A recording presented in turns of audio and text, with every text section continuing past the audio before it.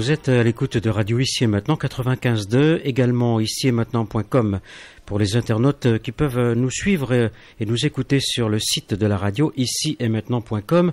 Et j'ai le plaisir d'accueillir le docteur Patrick Tellier. Bonsoir.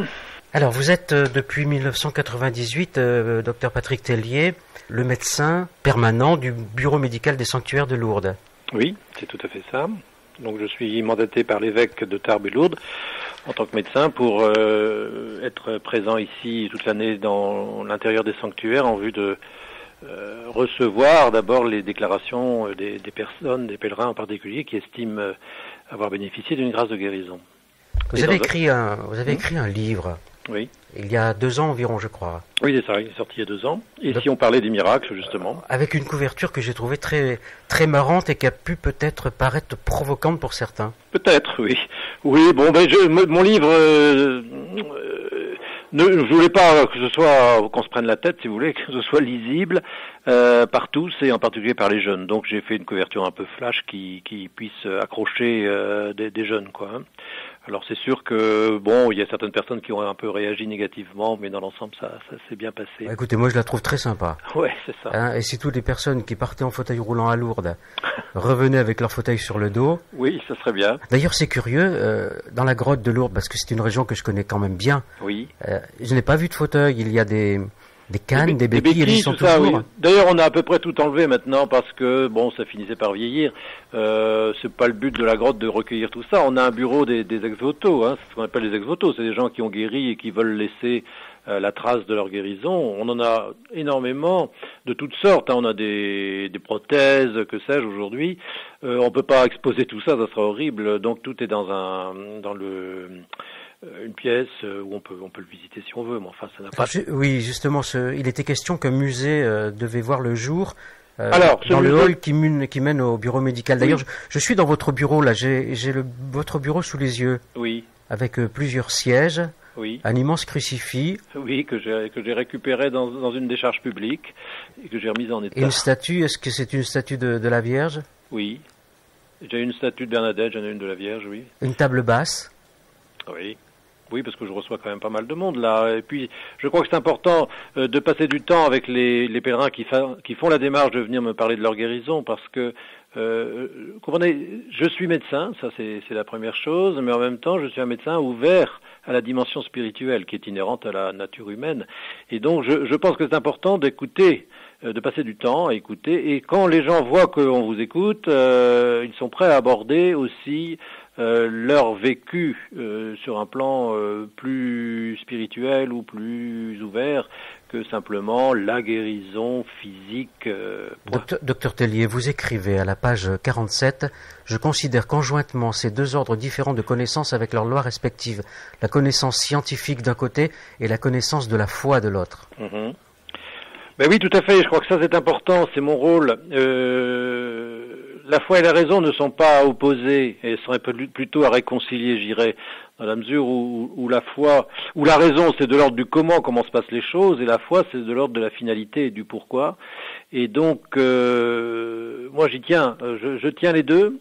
Je suis un médecin croyant, bien sûr, hein, mais quand je suis médecin, bon, moi je fais mon travail de médecin jusqu'au bout avec le plus de rigueur possible, mais je ne suis pas fermé à ma tâche aussi, à mon rôle de croyant qui écoute la personne dans une dimension qui est aussi importante pour une personne, qui est la dimension spirituelle. Comment elle a vécu ça, quel sens elle donne à sa guérison. Parce que si une guérison brute, je dirais, bon, il y en a même des guérisons spontanées, ce qu'on appelle aujourd'hui des rémissions spontanées, des gens qui sont condamnés par la médecine et qui guérissent, ça arrive. Moi j'en ai connu, tous les médecins dans leur carrière en ont connu, des gens qui avaient des cancers par exemple, où on sait très bien qu'il y a 6 mois de survie et puis 2-3 ans après ils sont toujours là. Et là personne n'y comprend rien. Ça fait partie des exceptions de la nature, point. Bon. Donc vous en tant que médecin scientifique, oui. Vous n'êtes pas du tout rationaliste? Non, je suis rationnel sans être rationaliste. Rationnel je suis scientifique sans être scientiste. ça j'y tiens, oui, tout à fait. Vous écrivez aussi « Le miracle ne peut s'envisager qu'en termes religieux, ce qui nous amène à approfondir ensemble cette notion. » Oui. Oui, parce que le mot miracle est un mot piégé aujourd'hui parce qu'on l'utilise à tort et à travers pour désigner tout ce qui est incroyable et qui arrive. Hein. Imaginez, moi qui suis à Paris, vous qui êtes à Lourdes actuellement, il y a 100 ans, qui aurait pensé qu'on pourrait converser? Voilà. Donc c'est presque miraculeux. Oui, mais en fait, c'est pas miraculeux parce que c'est l'évolution de la technique, point, et tant mieux. Et de même qu'il y a l'évolution de la médecine qui fait des miracles entre guillemets, mais qui sont des progrès immenses, qui sont des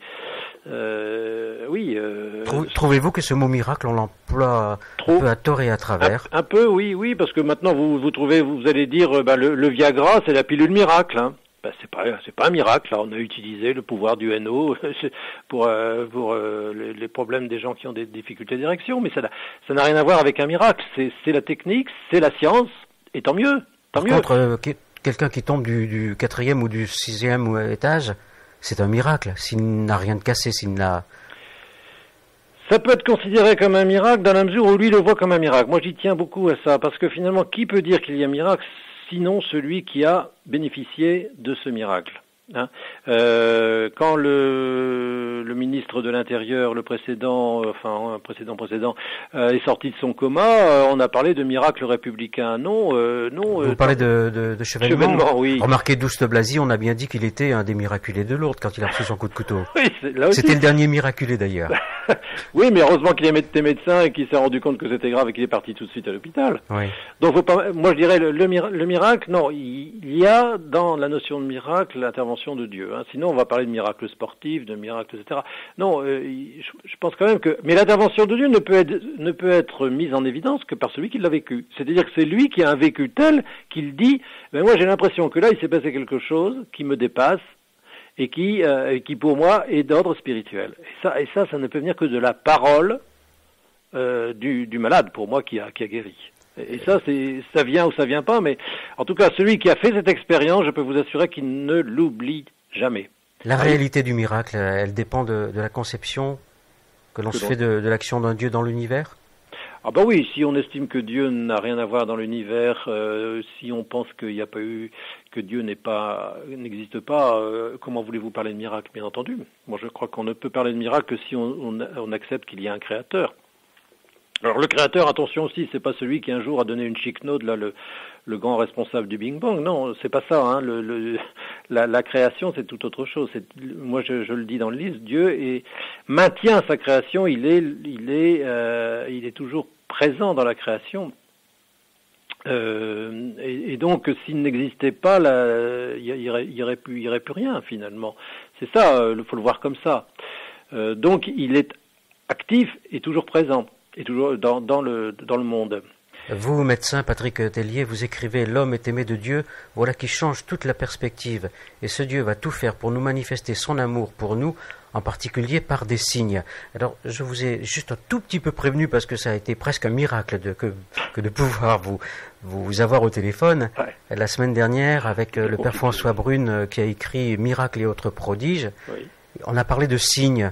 Oui. Et là, vous êtes mon invité en même temps que Pierre Le Sieur, qui a écrit lui aussi un livre sur les miracles. Il y a beaucoup de livres qui sont sortis sur les miracles. Il y a un livre de Joachim Boufflet, parlant du Padre Pio, un livre concernant les miracles de Sainte Thérèse.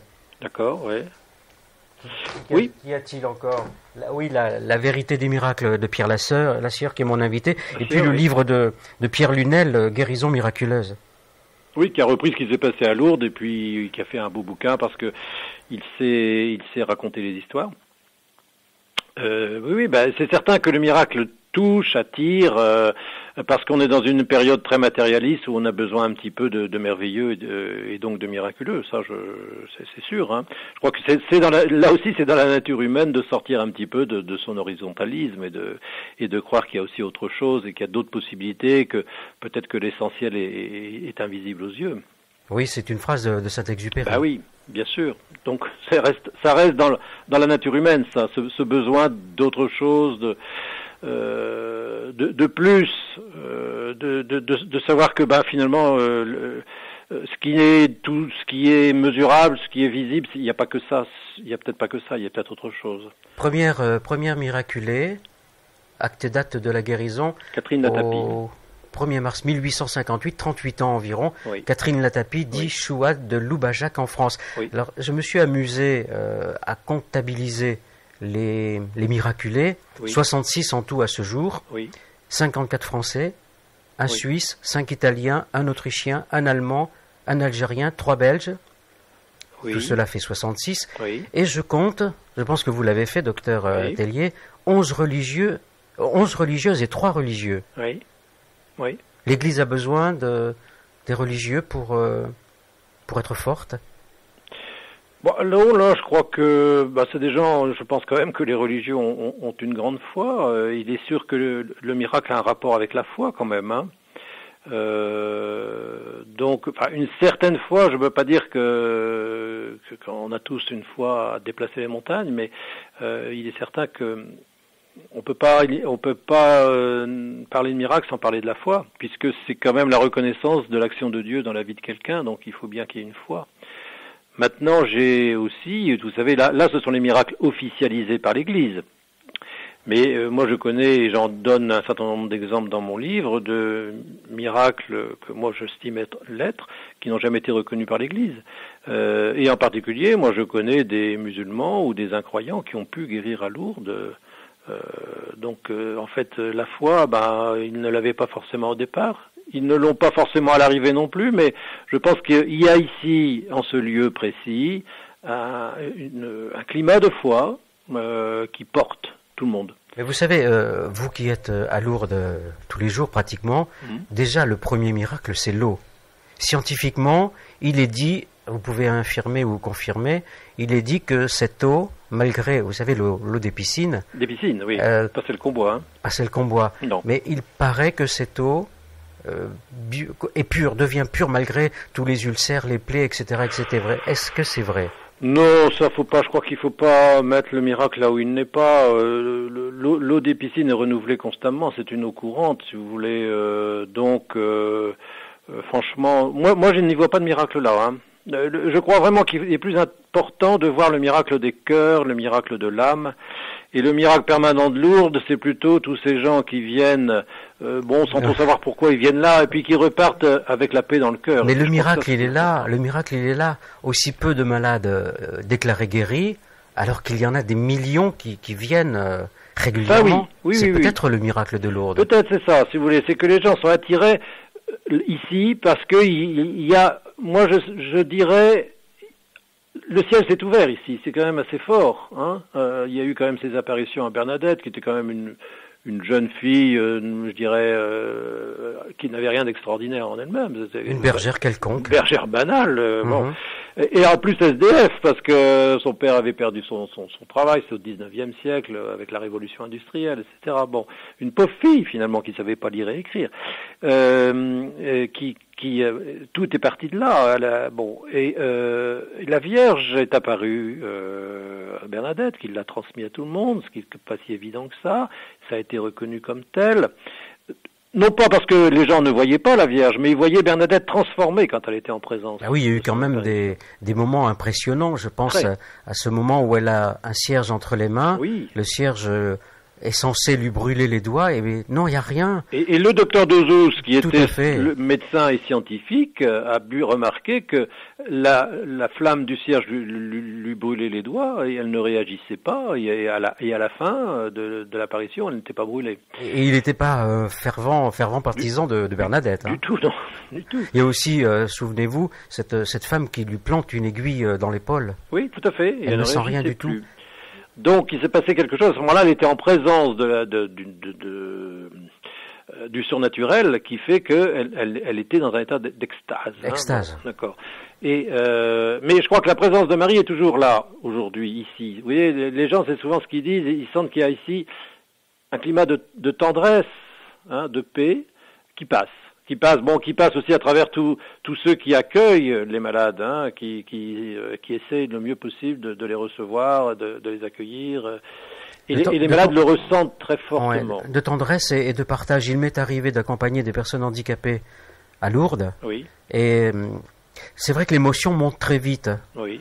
Ça aussi, c'est quelque chose sur lequel nous n'insistons pas suffisamment. Absolument. Il y a un recueillement. Et combien de personnes autour de vous, sûrement, et autour de moi et d'autres, sont venues ou sont allées à Lourdes ou iront à Lourdes sans chercher forcément à être guéris? Absolument, mais oui, mais bien entendu. Parce que quand même, les gens savent que tout le monde ne guérit pas, ça c'est clair. Hein. Il y en a un de temps en temps, tant mieux. Ce sont des prototypes qui nous font dire, ben oui, Dieu agit toujours. Mais le plus grand miracle, c'est ça, c'est ceux qui repartent d'ici avec la paix dans le cœur. Le dernier miraculé, Jean-Pierre Belly. Oui. Une sclérose en plaques. Oui, il est bien connu, lui, je le connais toujours bien d'ailleurs. Oui, c'est moi qui ai finalisé sa guérison, là, oui. Alors, ça intéresse beaucoup les auditeurs de radio ici et maintenant. Oui. La procédure est très complexe. Très complexe. Il y a eu plus de 7000 guérisons qui ont été enregistrées au bureau médical de Lourdes. Absolument. Seulement 66. Et puis après, sans avoir à tout prix le scoop, mais je crois savoir qu'il y a un 68e et une 68e miraculée. Mais non, pour l'instant non. Non, c'est pas fait, hein. Il n'y a rien de fait, hein. Ça. Non, mais officiellement, rien n'est fait. Non. Mais je vous poserai quelques questions si vous le désirez. Quelles sont les conditions, les 7 conditions qui sont reconnues? Oui, alors il y a cette condition. Très rapidement, il faut que ce soit une maladie grave, il faut que ce soit une maladie répertoriée et connue par la médecine, il faut que ce soit une maladie uniquement organique, lésionnelle, avec des signes objectifs sur le plan médical. Il ne faut pas qu'il y ait de traitement, bien sûr, qui puisse expliquer cette guérison. Cette guérison doit toujours être instantanée, subite, soudaine, ce qui est quand même exceptionnel en médecine, ça se voit pas. Et enfin, il faut que ce soit pas simplement une régression des symptômes, mais bien un retour à l'état de santé complet. Donc c'est une guérison totale. Et enfin, pas simplement une rémission, mais une guérison, ce qui veut dire quelque chose de définitif. Donc vous voyez là, avec 7 critères que je vous ai donnés très rapidement, mais qui sont les 7 critères, il est certain qu'il y en a très peu qui passent ce crible. C'est une procédure très très longue, la personne a le temps de décéder. Oui, c'est 5 à 10 ans en général, parce qu'il faut faire une enquête. Le plus difficile étant d'ailleurs d'être sûr que la personne était vraiment malade avant de venir, parce que quand on la voit, elle est guérie, c'est très bien, mais sinon elle ne viendrait pas nous voir. Mais est-ce que la maladie était réelle? Est-ce qu'elle était sûre? Est-ce que le diagnostic est certain? Etc., etc. Alors quand c'est des gens qui habitent dans les environs de la France, ça va. Quand ça vient de Colombie, d'Australie ou du Massachusetts, c'est plus compliqué. Alors vous êtes, on peut dire que vous êtes le président. Il y a un comité, le CNIL.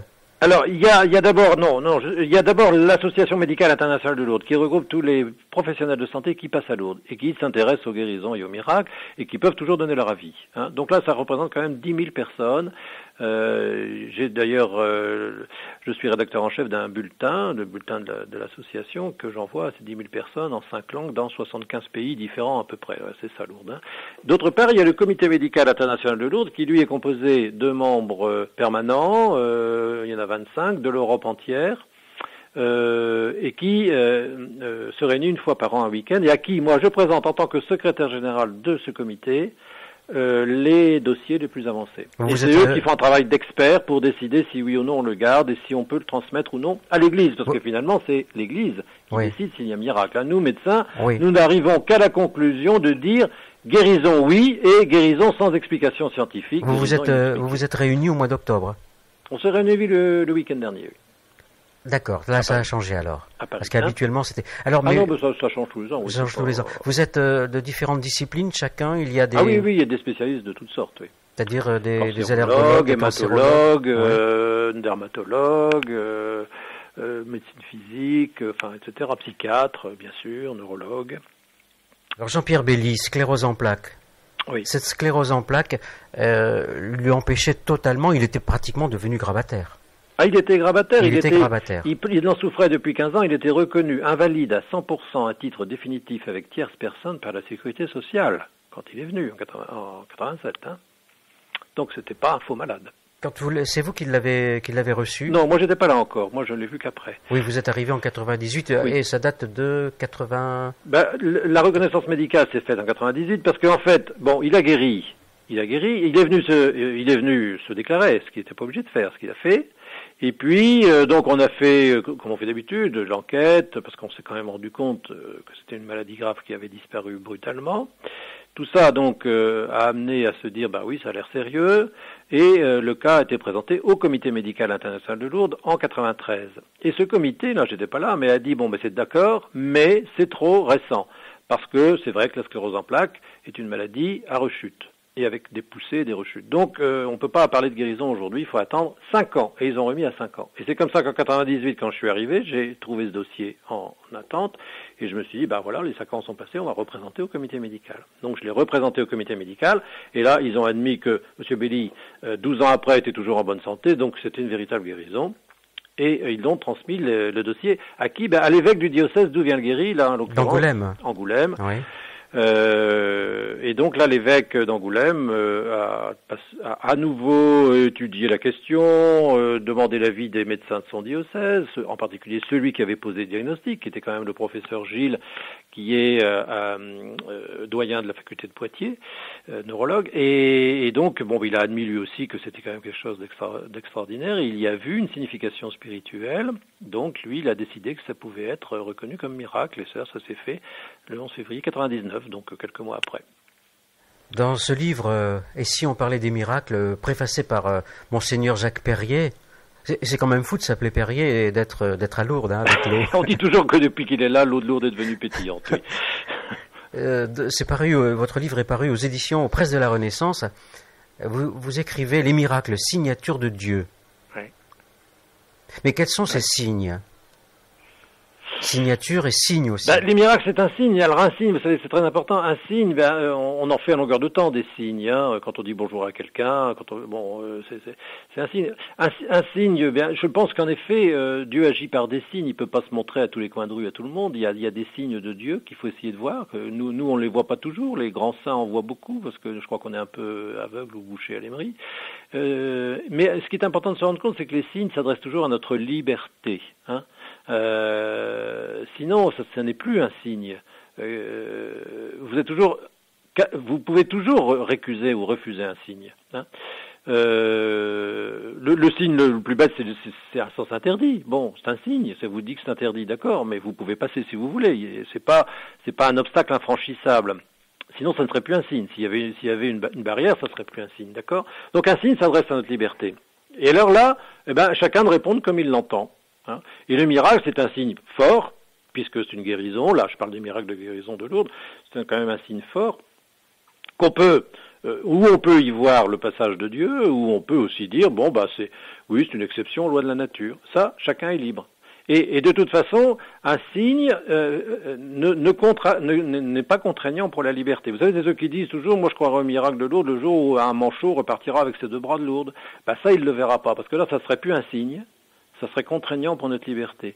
Et donc, ça peut pas être un miracle. Un miracle laisse libre, toujours.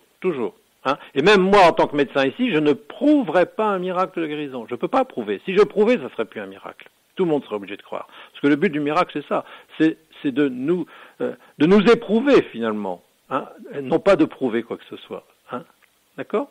Voilà. Oh oui, je vous suis bien. Je vous suis tellement que j'ai ouvert le livre à la page 66, oui. Où vous écrivez « Le miracle de la vie est un miracle que nous avons du mal à voir tellement il est naturel. » Je crois qu'en effet, les signes les plus importants sont devenus tellement réguliers qu'on les voit plus. Je dirais à la limite, c'est vrai que. Et alors c'est là où on revoit l'action de Dieu dans la création qui tient dans sa main, maintient la création. Alors ça c'est le miracle de la vie, oui, c'est le miracle ordinaire, c'est de se réveiller tous les matins, c'est de vivre. Rien qu'une naissance, une conception, c'est quelque chose d'absolument miraculeux, de merveilleux, oui, si on veut. Docteur Patrick Tellier, vous vous destiniez, vous sentiez dans votre vie qu'un jour vous seriez appelé, c'est vous qui avez sollicité cette place? Oui, finalement oui, parce qu'il y a eu un appel de candidature après mon prédécesseur, fait par Monseigneur Perrier quand il est arrivé, qui voulait un nouveau médecin. Moi, non, j'avais pas pensé que je prendrais ce poste un jour. D'abord, je suis originaire du Nord, j'habitais loin, et puis finalement, je me suis rapproché de Lourdes. C'est les circonstances qui l'ont voulu. Donc j'étais installé depuis 15 ans près de Pau, donc pas loin de Lourdes, et c'est des amis de Lourdes qui sont venus me chercher en me disant « Mais tu sais qu'il y a un poste à Lourdes à prendre. Pour être médecin permanent, tu devrais le prendre, ça t'irait très bien. » Pourquoi? Parce que c'est vrai que depuis une quinzaine d'années, j'essayais d'avoir une pratique médicale ouverte à cette dimension spirituelle, et que je prenais beaucoup de temps avec les gens, beaucoup d'écoute. Et ce qui faisait que j'avais pas beaucoup de gens dans la journée. Je voyais pas 50 personnes, j'en voyais une douzaine peut-être, mais de façon approfondie. Et ce qui faisait que j'avais des gens qui venaient un peu de tout le sud-ouest, intéressés par cette nouvelle manière d'exercer la médecine assez ouverte. Vous avez utilisé à plusieurs reprises, l'adjectif spirituel. Ouais. C'est quoi la spiritualité pour vous? Eh bien, je crois que c'est cette ouverture à Dieu, cette ouverture au transcendant, cette ouverture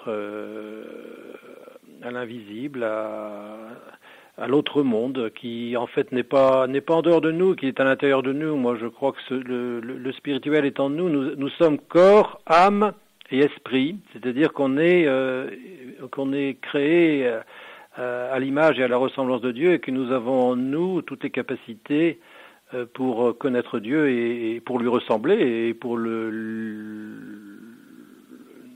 sanctifier et nous diviniser, je dirais même. Moi, je vais encore plus loin. Je crois qu'on est appelé à devenir comme Dieu, à être en lui totalement, un jour ou l'autre. Donc cette capacité est en nous. Mais seulement on la recouvre de tellement de choses, surtout aujourd'hui, qu'on l'oublie, qu'on la perd. Alors il faut faire un petit peu comme Bernadette, il faut gratter, puis mettre à jour une source. Cette source, elle est en nous, et après, quand elle est ouverte, elle coule.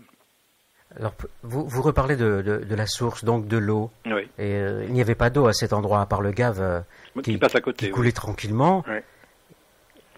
Et là, Bernadette a mis à jour sur les indications de la Vierge, donc avec beaucoup de mal. Elle ne comprenait pas ce que en grattant, oui, elle ne comprenait pas ce que Marie lui disait. Du tout. Et donc elle croyait que c'était le Gave, et donc la Vierge lui disait mais non, elle l'a mise plutôt à aller dans le fond de la grotte où là il y avait absolument pas d'eau, et en grattant cette terre sale et crasseuse, parce qu'on y laissait tous les déchets, le Gave il laissait les déchets, puis les gens venaient paître leurs cochons. En grattant, il y a cette source qui est apparue, qui devait être un début certainement un peu de l'eau boueuse, et puis petit à petit cette éclaircie est devenue une magnifique source d'eau pure. Hein. Docteur Tellier, est-ce que cette eau a fait l'objet d'études scientifiques? Ah oui, tout à fait, très vite d'ailleurs, puisque vous savez, le maire de Lourdes espérait que ce serait une source thermale et que ça attirerait du monde, mais il a mal vu les choses. Ça attirerait du monde autrement. Cette eau est une eau pure, cristalline, tout ce que l'on veut, mais qui n'a pas de propriété médicinale, thérapeutique ou thermale. Ce n'est pas une eau médicamenteuse, autrement dit. Du tout. Non.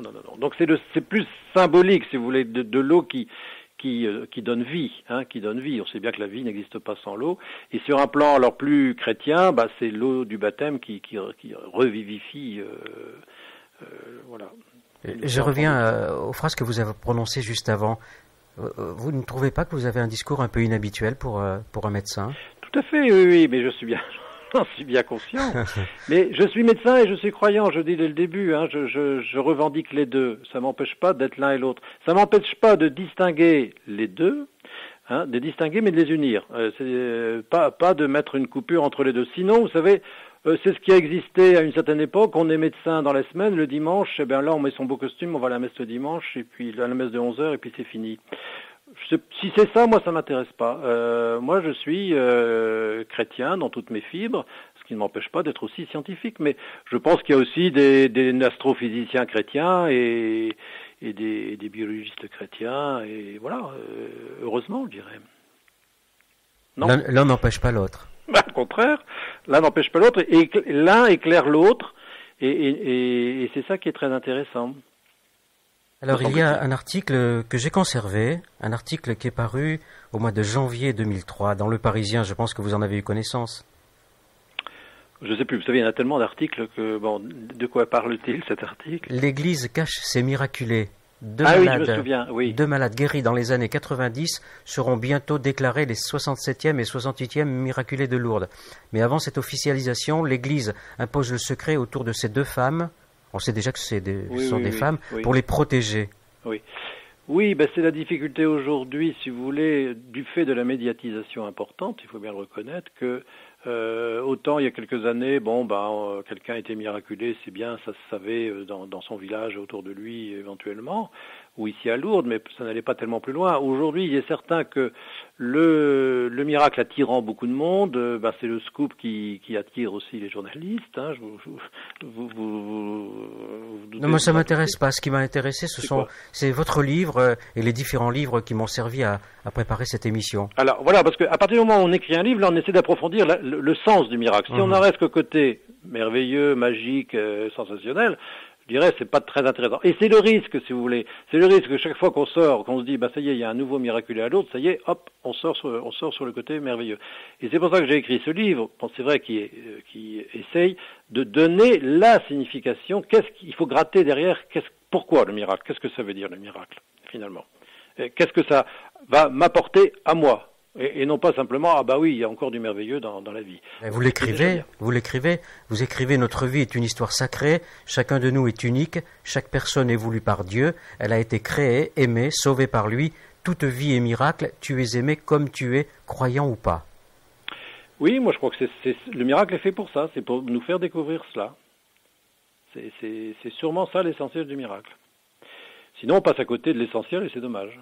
Parce que si c'est simplement pour dire il y a du merveilleux, bon tant mieux, mais si vous voulez ça va pas plus loin. À la télévision on a du merveilleux tous les jours. Hein, Oui, vous pensez avec Starac et compagnie, c'est pas vraiment le merveilleux. Mais je reviens à ces deux femmes, sans vouloir insister de trop. Oui.